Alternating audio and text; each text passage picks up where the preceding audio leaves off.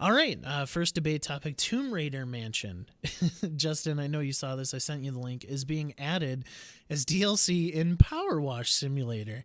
It is a very dirty mansion. It needs cleaning. So, what video game house / environment should be added next to Power Wash Simulator?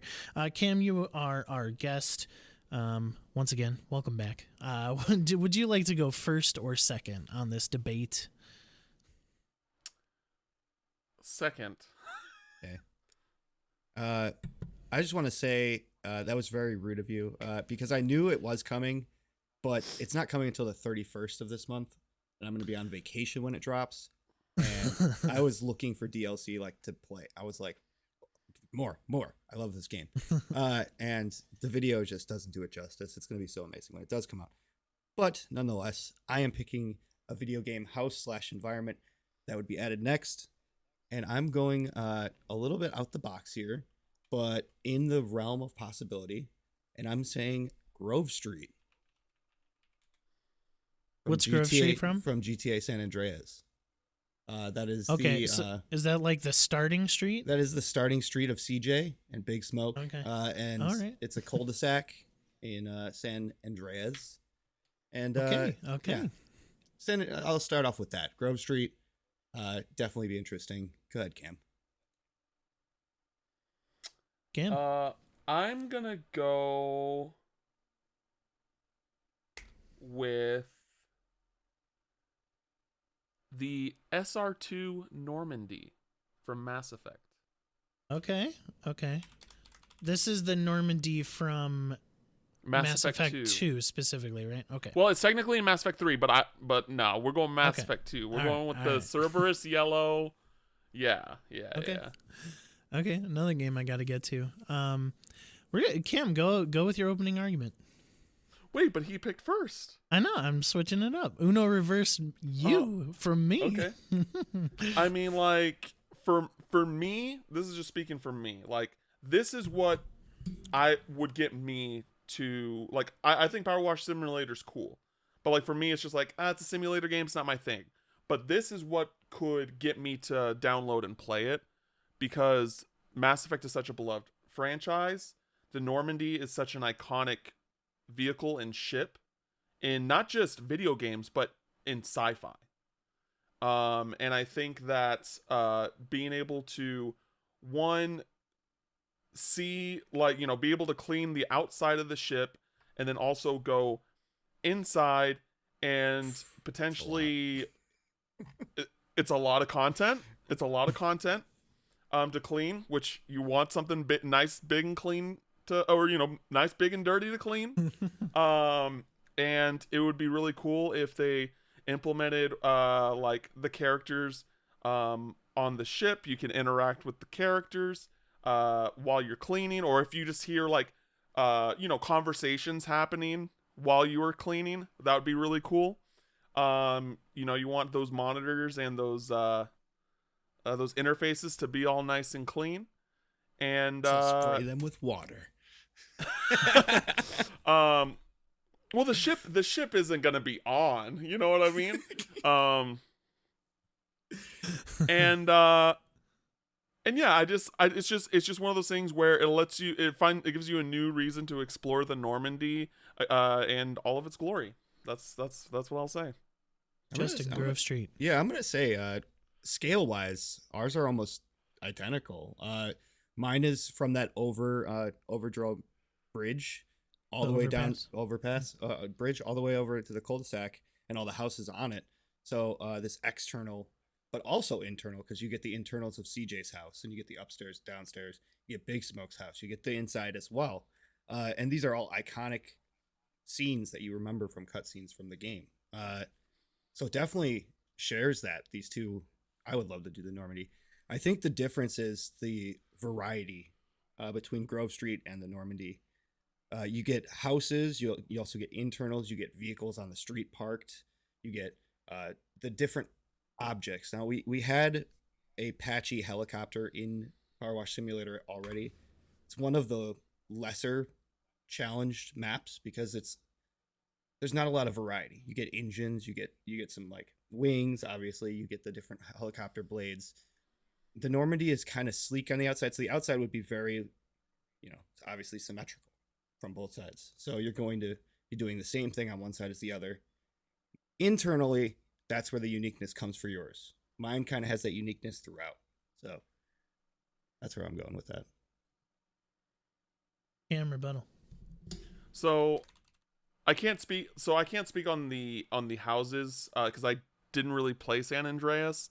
But like knowing that, like I'm assuming the street, like the street itself also includes like the sidewalks and stuff. Like I don't want to clean that. Like that's not what I want to go clean in a power wash simulator.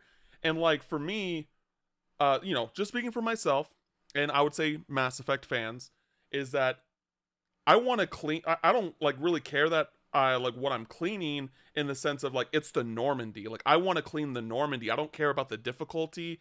I don't care about like the design or like how it would take to get like clean small like areas or anything like that. I just want to be able to clean the Normandy because that's really cool. And I think that I would argue that the Normandy is more iconic than people's houses from a video game. Like, I don't think that there's anything like I can't really think about, oh, you remember that person's house from this game? Like, no, like I don't like I don't it's just I think that the Normandy would be a more exciting, more iconic thing to clean. While I think that like I will give you do have the variety of different like things like houses and environments, but I think like if there was like just, hey, you get to clean the Normandy, you get to go inside the Normandy, you get to clean it up, and you get to hear these conversations that are happening that's in the world. That's like this kind of like nice little kind of like how there's probably going to be like Easter eggs in the Tomb Raider mansion. You get those same kind of Easter eggs in the Normandy, which I think is really, really cool and exciting. And it might even get people to play Mass Effect for the first time. Now, I'm sorry for you that you didn't play a lot of GTA San Andreas. It's one of my favorites out of the Rockstar portfolio. Now, the stories that come with Mass Effect are definitely unique. Yes, handcrafted. Your characters are handcrafted. It's awesome. That's what makes San Andreas and Grove Street so unique. Is it's not about what the game gave you, it's what you created yourself. That's where I had that high-speed chase. That's where I had the cops tail me and corner me in behind the fence. These are things that you make yourself. For everyone, it's going to be different. And Grove Street is lined with those possibilities of people because that's the most played area, being the beginning of the game. So not only is it the environment that's going to trigger people, but it's also the fact that it hits them where they grew up, And just think of the taglines for this. Clean up Grove Street. You don't see the Normandy dirty, ever.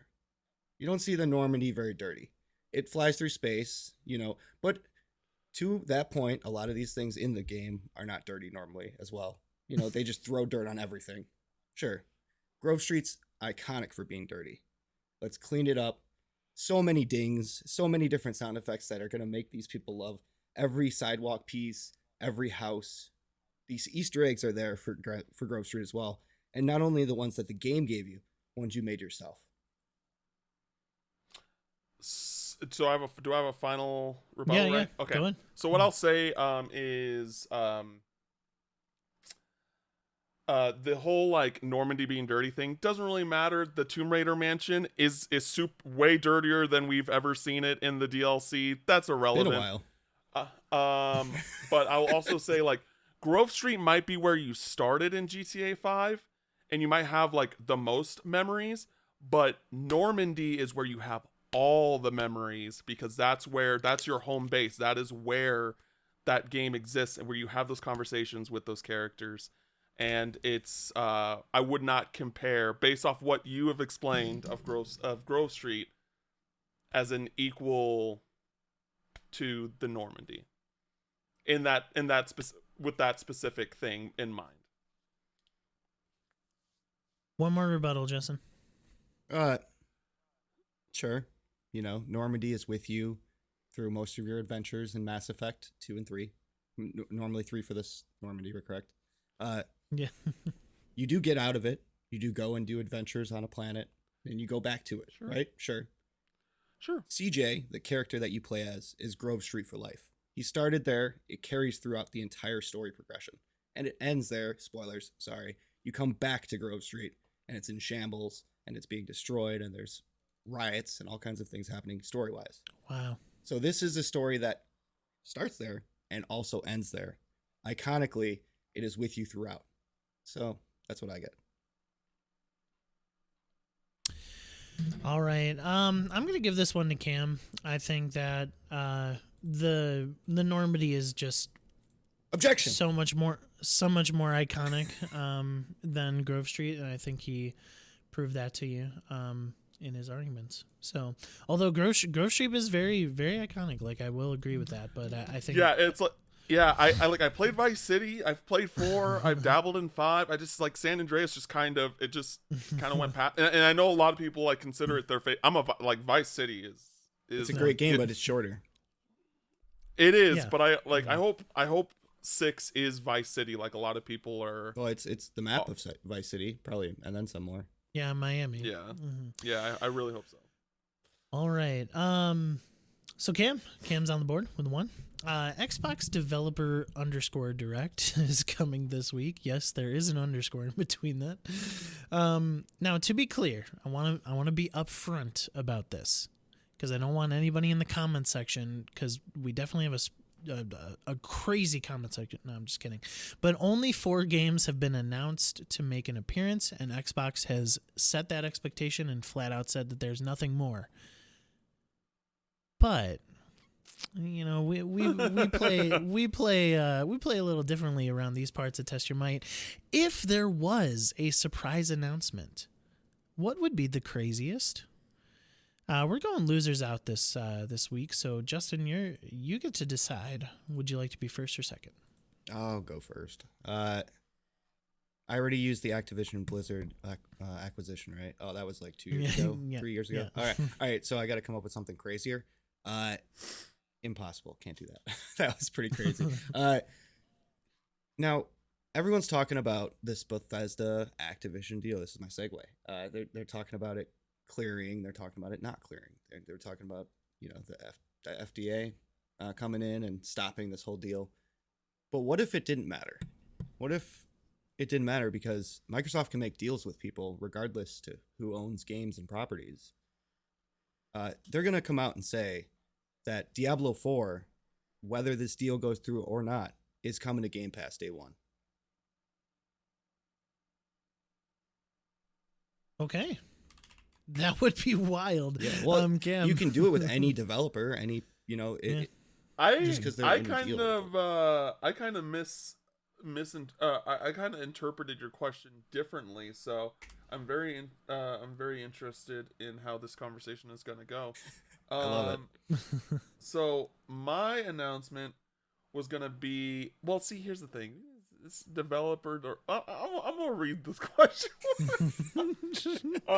So it's just a surprise announcement. You didn't specify how in depth that announcement has to be. No. So what I'm going to stick with what I'm going to say. Okay. Wing it. And I'm going to say, like, hey, it's happening. We're getting another Banjo-Kazooie. Okay. Okay, another Banjo. All right, Diablo 4 coming to Game Pass day 1. Pretty crazy, Justin. Yeah, something that hasn't been told that it's not happening ever. Diablo 4 is one of the biggest, you know, games coming out this year for PC gamers and for console gamers. Diablo is huge. And to be able to tell fans of Blizzard that own Xbox or PC that they're getting it for free, regardless to if Xbox owns Blizzard or Activision, is huge. That is a game that a lot of people are like, if this deal clears, we're going to get that day 1. Sure, we would. But what if they made sure of that by just cutting a check instantly and letting them know we are behind our fans and we know what you want? For Banjo, like I said earlier, they have stated it's not happening and it will not happen. Jim Ryan is. No, it's not. It's not happening. No one. Jim Ryan? Not Jim Ryan is the head of PlayStation. Phil Spencer. Phil Spencer has said it's not happening. He said that?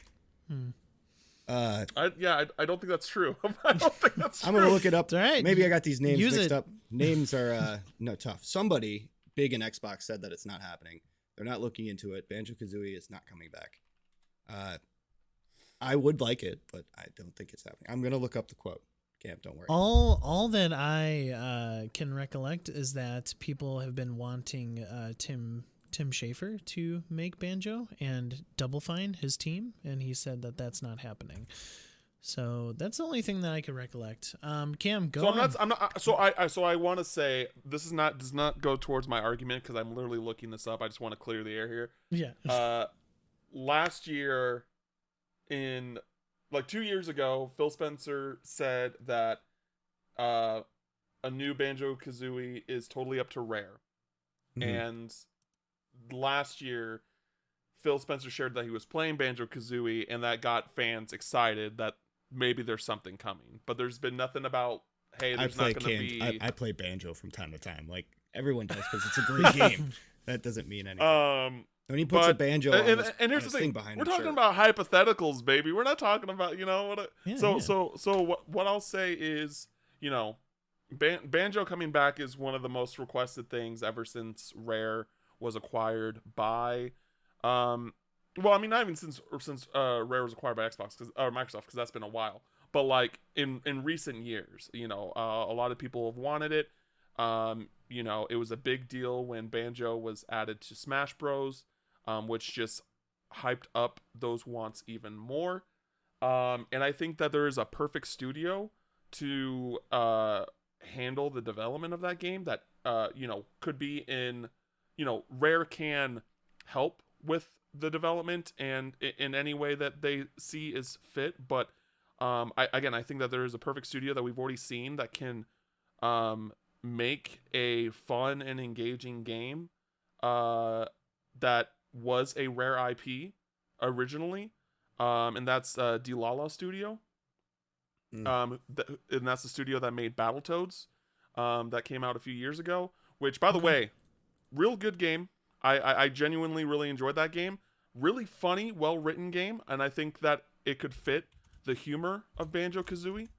And again, it was Rare helped with the development of that game, but it was primarily done through Dilala Studio. And yeah, it's one of those things that I think that realistically we're not gonna see a Banjo game developed by Rare again, but I do see a reality where there could be a third-party source studio like Dilala Studio that has, you know, cooperation with Rare to make a new Banjo-Kazooie a reality. And I think that would be very exciting and realistic. Justin. Yeah. Yeah. So Rare. Let's start off with Rare is up to Rare, right? That's the deal. They're currently working on Everwild. Currently making updates for Sea of Thieves, which they're apparently swamped and hard working at because Sea of Thieves is their moneymaker now. Their employee count isn't very high. They don't have extra studio heads. They're maybe at like, I don't know, this says more than 200, but that doesn't really tell anything.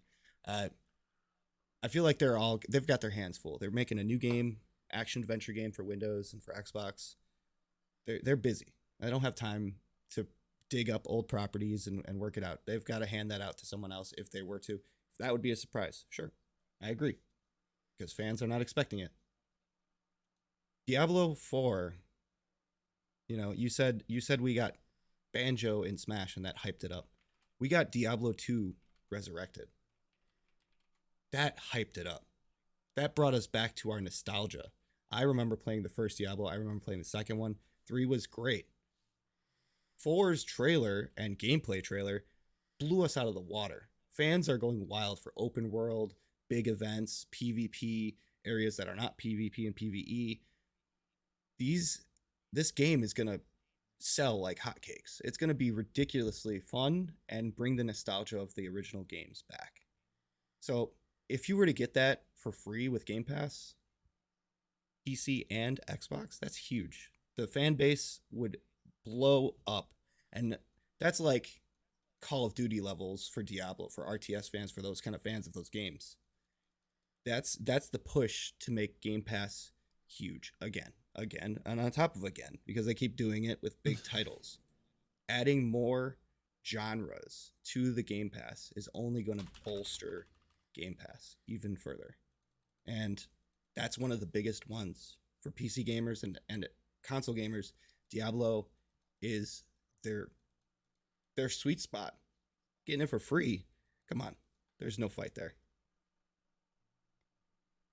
Cam. Yeah, regarding Diablo 2 Resurrected, like I don't know many people personally like on the timeline that were super like into that game when it came out. Like I know that Diablo 2 is a beloved game. Like I'm not disregarding that at all, but I don't think that like that was the push that Diablo like that was needed to get people excited for Diablo 4. I think that just Diablo 4 being announced is excited for Diablo 4 because Diablo was such an iconic franchise. But that being said, I think that I think that there is a reality, even if this deal wasn't being considered, that Diablo would eventually see itself on something like Game Pass or PlayStation Plus, whatever you want to call it. But the Banjo-Kazooie would be a single player experience that we know that would come to Game Pass. It would bring back another IP that Microsoft has been sitting on for so long that people love, and that's what Xbox has been struggling with, is their first party. Like Game Pass is gonna succeed regardless, as long as they keep on adding games. Like sure, it's nice to get a big title every now and then, but what they need is a strong first party lineup, and this can help bolster that in a and honestly, maybe not in a huge way, but it is something that, again, that's been heavily requested. And again, especially with the news of what is happening with Halo and like how Halo Infinite has been performing the past 2 years since it's launched, they need first party games more than big names on Game Pass. Game Pass has been doing numbers and numbers and numbers, and sure, Diablo 4 can make those numbers bigger, but I think that everyone knows that at the end of the day, their first party is where they need to focus on, like finding a real success with. So I'm going to just strike and say we're getting so many first party this year already. We've got Forza, Redfall, Starfield. These are games that are coming out this year, right? Power Rangers. Can you imagine the lineup of getting Forza and then Redfall, a multiplayer game, and then Starfield, a single player, excellent experience, and then back to multiplayer with the biggest hit of this year in multiplayer, Diablo 4? That bolstered first half of the year would be ridiculous for Xbox.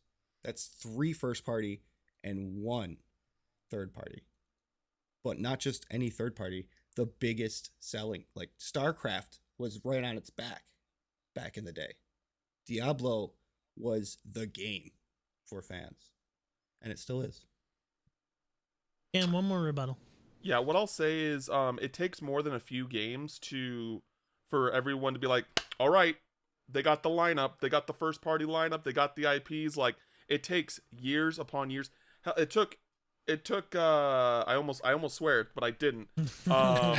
It took like PlayStation basically the entirety of its PS3 generation to get people on board with their first party lineup, with Uncharted and The Last of Us and like Ratchet and Clank and so many iconic IP. Like granted, right now, yes, they do have a good looking as of right now, which again, we haven't seen a whole lot of, to be honest. We haven't seen a whole lot of Starfield. We haven't seen a whole lot of, I know for sure, but that's not a guarantee that these games are going to hit, and so, but what I'm saying is like, this is a studio that they have a portfolio, they have a resume, they've proven that they can do this, and it will likely turn out good. and I'm not saying that the other games don't, like Arcane and Bethesda are good studios, but they're also both new IPs. And regardless of the studio, new IPs are always up in the air. You're not too sure. So I think that having something like Banjo-Kazooie would be really exciting because people have wanted it. Not just a specific, people have wanted it. And I think I had to take a step back. People have wanted it for a very long time. And again, ultimately, what they need to work on is their first party lineup. Personally, I would be more excited about a Splinter Cell remake or reboot. That's also happening. So, anyway, I'm calling it. Cam, your argument was extremely solid. But yeah. I think that your only argument that really bolstered Banjo is that people want it. And so sure. I do think that the Diablo 4 coming to Game Pass day one, regardless of the acquisition, I think that would be an even bigger and crazier announcement, especially within the confines of the uncertainty of the acquisition. So I'm giving that one to Justin. Sure, that's fair. I definitely fought for. I had to fight for that. No. Yeah. I was just like, that's like pretty. Because again, I read it as like something. I guess it was like a game that hasn't been announced, like something that. Yeah, that's how I originally received the question. No, and so when he said that, I'm like, is pretty good. And I was just like, oh, okay. Well, I guess I'm just gonna keep going with what I got. All right. Next topic. With 2023 having a lot of amazing games on the horizon, what game should excite people the most, and why? Okay. Cam, loser's out.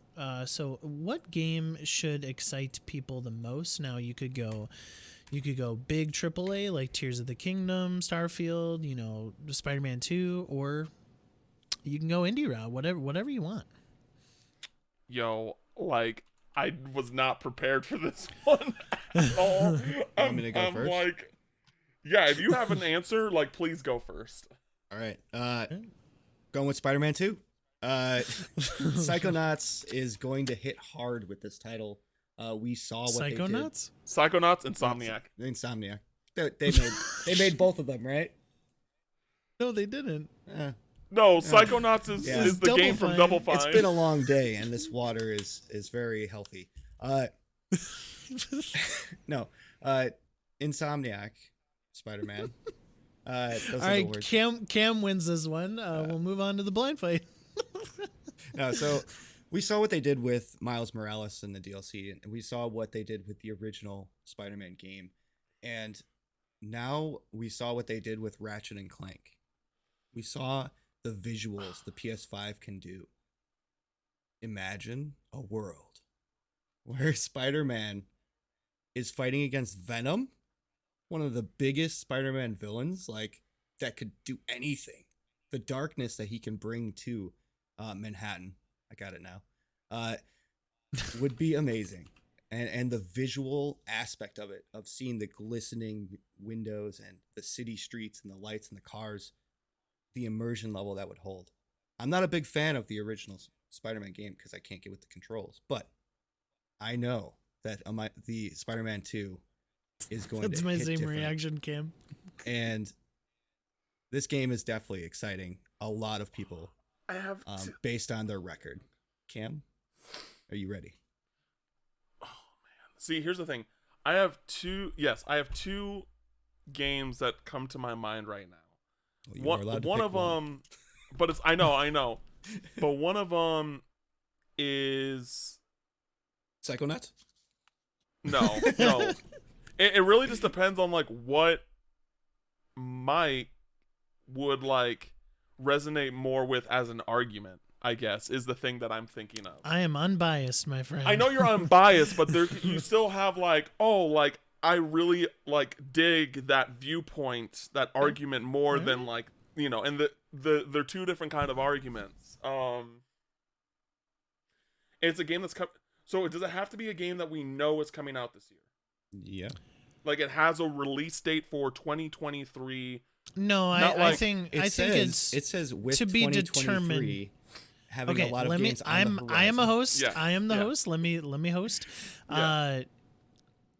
This is regardless of any delays. So like if a game is pinned at 2023, you could still argue Okay. for it even if it does eventually get delayed. So I could have argued Okay, Starfield. so my pick That's not getting then delayed. my pick then if the game that I wanted to pick has a winter release, it just says winter. Yeah, It I'm doesn't- okay with that.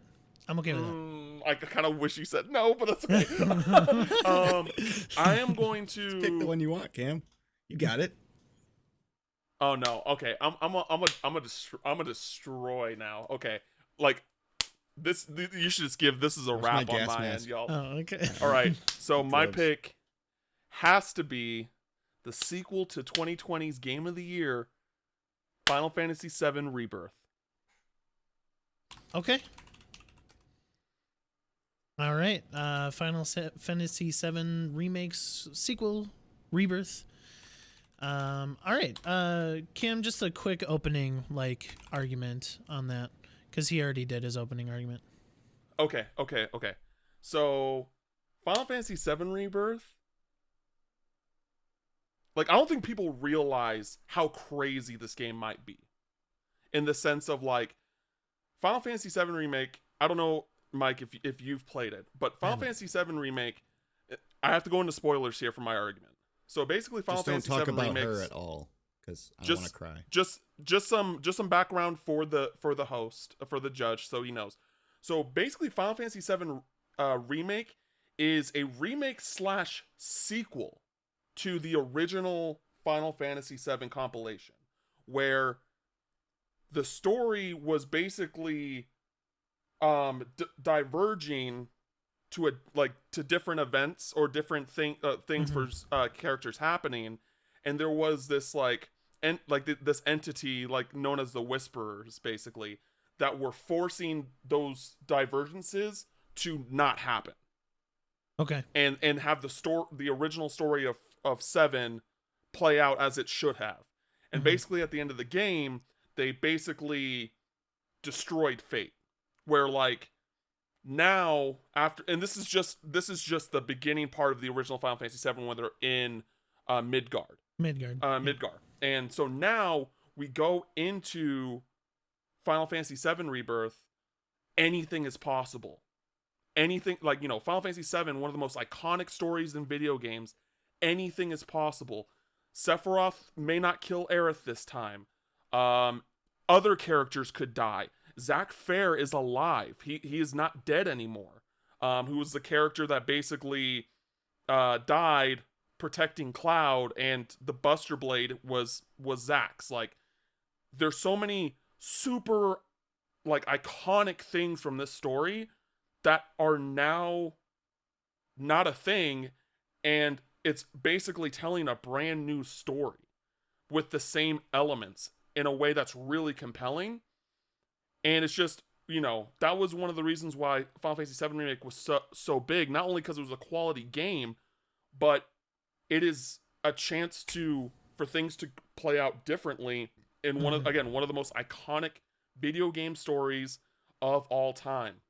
And I think that the game that represents JRPGs, it is the poster boy of JRPGs as a genre. And the idea of just anything is possible, the tease of the meteor from the logo, there's so much that potential that it should, for anyone that has played Final Fantasy VII Remake or is interested in playing Final Fantasy VII, getting into that world, it is incredibly exciting. Spider-Man 2, Justin.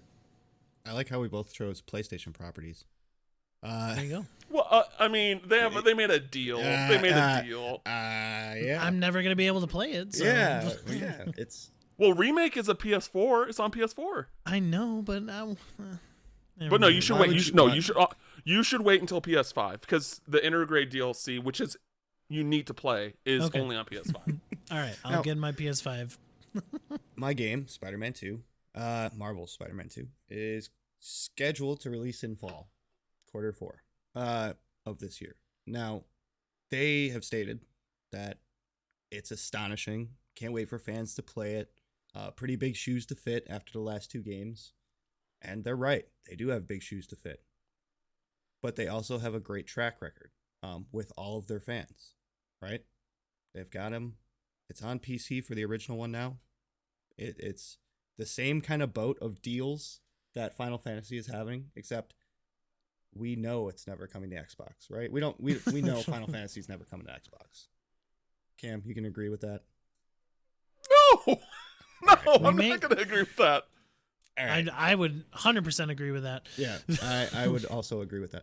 Spider-Man will never. It's a known time exclusive deal. It's known timed exclusive. For how long? Well, so originally it was a year, and then when hold on, no, let me finish. When it was originally a year, and then when Intergrade got announced, they said that they re-upped the time exclusivity. They didn't say how long till though. So it could be indefinite. But they said it was timed. They said it was timed. Okay, for all right. indefinite. That's not. Regardless, that is not part of the argument. argument. Yeah. Okay. Whatever. So this game, Spider-Man 2, Marvel's Spider-Man 2, is going to look amazing. And I'm sure Final Fantasy will look amazing too.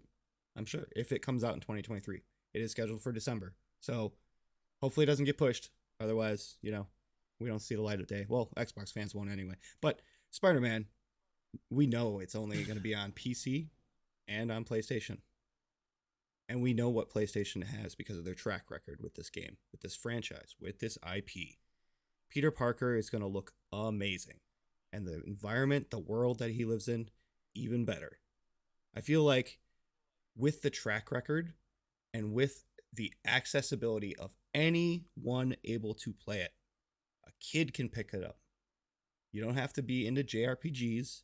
You don't have to be into that great storytelling of Final Fantasy, which is great for adults,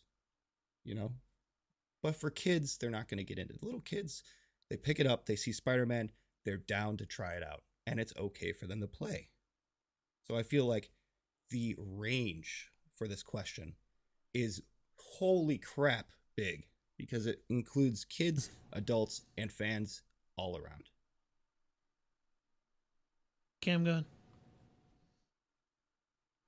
So what I'll say, and part of this is my personal opinion, but still, like, what isn't for all of this? I think that for Spider-Man 2, there are things to look forward to, like Tony Todd's Venom, probably switching between Peter and Miles. But when it comes to the web swinging, like the parkour stuff, it's all great. But the actual, when it comes to the side content and the map of the world, like, that stuff got pretty straightforward and bland pretty quickly. And I don't think that they're going to, comparatively, and I know this isn't the game that I'm stating, but comparatively to the Arkham series, it just doesn't compete. And I think that, I don't think that that's going to change in Spider-Man 2. So it's one of those things where, I think that it's going to be a lot of the same of what we've experienced in the first 2 games, while there's a lot to look forward to and stuff that's going to be completely new and unexpected and unpredictable when it comes to Final Fantasy VII, because now that we've left Midgard, right? We have this giant world to explore. And previously it was all through an overhead map where you're traveling to different locations. Now you're doing all that in real time. You're literally moving on foot to travel to these iconic locations that you've never been before. It has the potential of being something that we haven't seen in a JRPG before.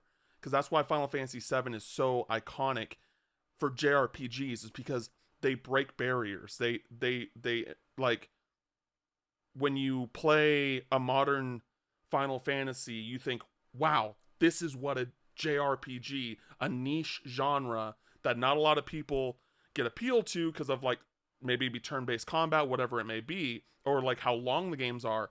But like, for those that are into JRPGs and those that, you know, that weren't into JRPGs but really dug Final Fantasy VII Remake, it has that opportunity to really give them the entrance into JRPGs as a genre, to try other JRPGs and be like, if this is what this is, what are these other JRPGs offering, and what, like, how are they different, and like, what can I get out of these? Because in my opinion, you get the best stories and characters from JRPGs because you have more time to spend with those characters, you have more time for the stories to flesh out, and for the world that you're existing in to evolve.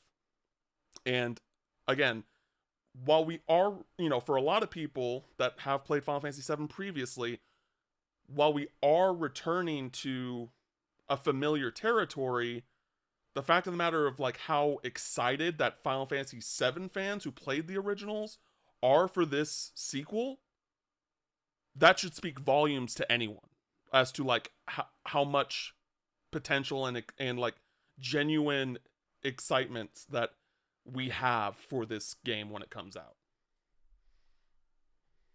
Justin, you got one more rebuttal.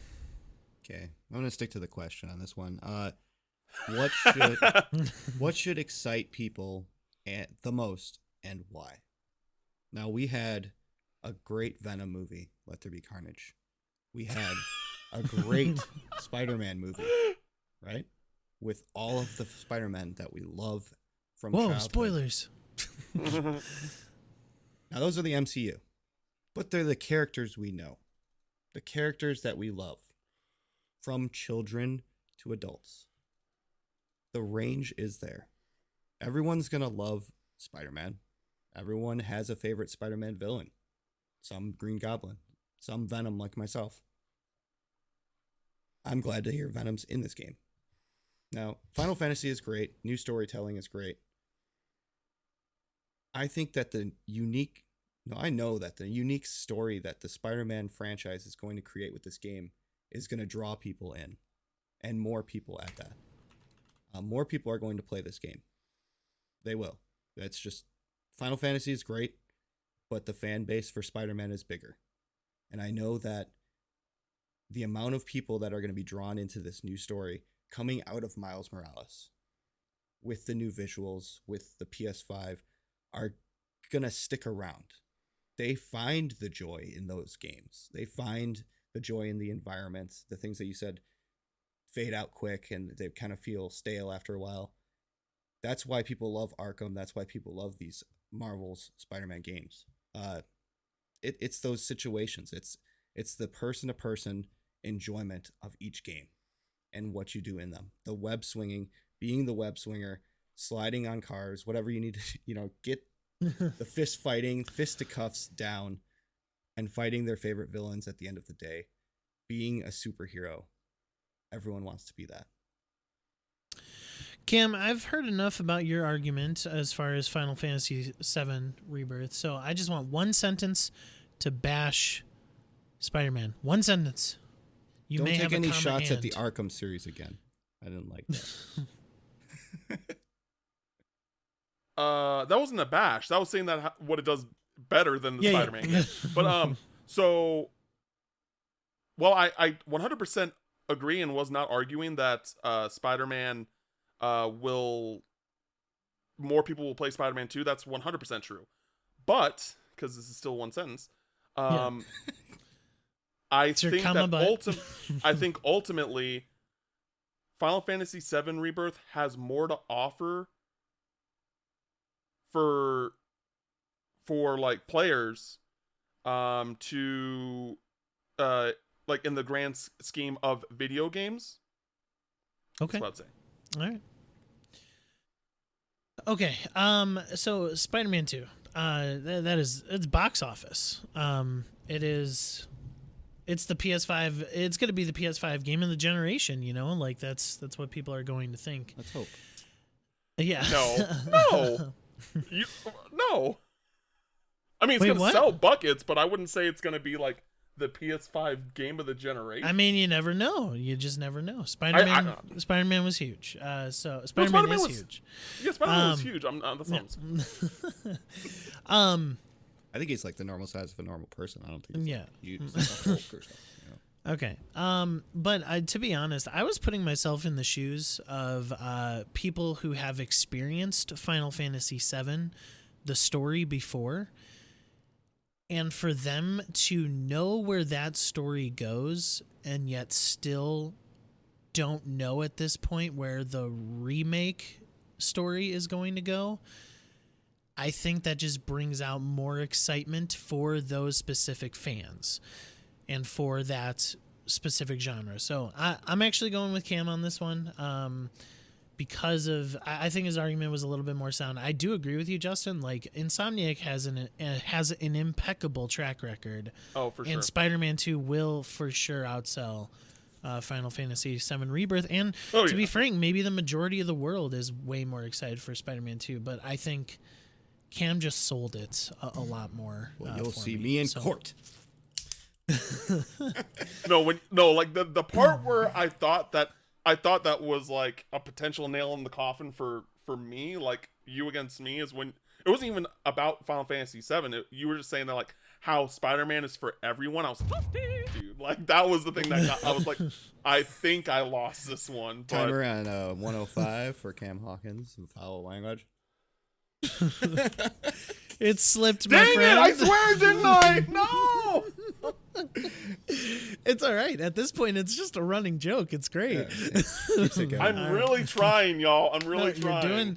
You're doing a great job. This is what happens when you have two parents, growing up with two parents for 18 plus years, and they just swear like sailors, man. You just get it off of them. It's all good. It's all good. All right, we head into a blind fight. Now, this blind fight is inspiration. Yeah, go ahead. And I wanted to say, just for the record, my other pick was going to be Street Fighter 6. Okay. Let's hope that Final Fantasy doesn't get pushed. Let's both hope on that. Okay. I also wanted to say on the record, I don't think Rebirth is coming out this year. I think it's coming out early next year. I would agree, but that's why I had to ask. I was like, it says winter. But I gave it to you. If it gets pushed, do I get a point? No. No, you probably won't even remember. Yeah. Anyway, blind fight. The inspiration for this blind fight is from my recent gaming adventures. Okay. Sleeping Dogs. I truly believe that it is one of the most underrated video games of all time. What is the most underrated video game of all time? Yeah, but what is the most underrated video game of all time? Right? Hey, Cam, go ahead. Listeners, blind fight, these guys have to decide what the most underrated video game of all time and convince me as to why that is. And so while they are thinking, I want you to think about hitting that subscribe button if you're watching us on the YouTube channel. Also, you could subscribe on any podcatcher of choice. Please leave us a review. Apple Podcasts is going to be the best. If you want to follow us on Twitter, we are at WhatTheFunPod. Follow us there for... not a lot of updates, but you could get our updates when we do post an episode. So, guys, most underrated video game of all time. Justin has already put the ball in Cam's court. Cam, you got an idea of what the most underrated game is? I know what I want to say, but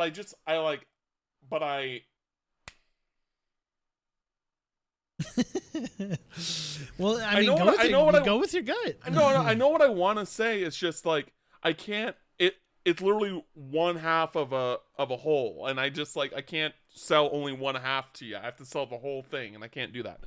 So, I think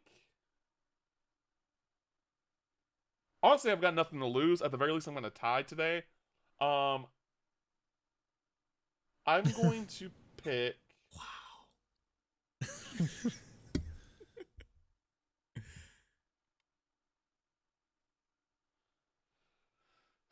I'm gonna pick Asura's Wrath. Okay. What? Azura's Wrath? Was that one? It's Asura. That's how it's pronounced, but it Yeah. looks like Azura's. Yeah, it's Right, Asura's okay. Wrath. Yeah. Asura's Wrath. Okay. No, I so know, yeah, I know what game. ASURA apostrophe S. Yeah. I know what game you're talking about. Okay. Azura's Wrath for Cam. I don't even Justin. know what that is. You've I can guarantee I can guarantee you've seen the box art. Yeah. It's probably pretty noticeable. Actually, do I want to change my thought? No, I can't do that. No, All right, we're going. Wait. No, go ahead. No, we're going. You do it. You do it. All right, Justin. Most Okay. underrated game of all time. Now, just so fans know, I did look up most underrated games of all time during my break. I didn't know half of those games, and the few that I did know, I felt like they got good reception. So this is one that I played, and decided I'm going with. I'm gonna get it right this time.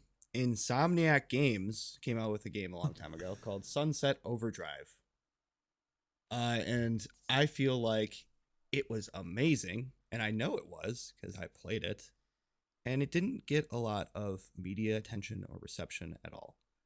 And I'm still waiting for a sequel. It's not going to happen, probably. But this game was something unique that really brought back that kind of Tony Hawk feel, and also the funniness, the adult humor that I missed in games. So yeah, Sunset Overdrive by Insomniac. All right, Cam. Yeah, so Asura's Wrath is an action game that came out on the PlayStation 3, Xbox 360 generation. And it was developed by Capcom, and it's just a really, really fun, super over the top. Like, it's not anime. It's not anime, but it's anime. It's definitely anime inspired. Action where like a lot of the game is just boss fights. And they're very fun designed boss fights. And it got a lot of flack because it's very QTE heavy during that era where people liked to criticize QTEs, which I never understood. I always liked QTEs. Mm-hmm. So that's never, that was never an issue with me. And the story was actually like pretty good for a pure action game.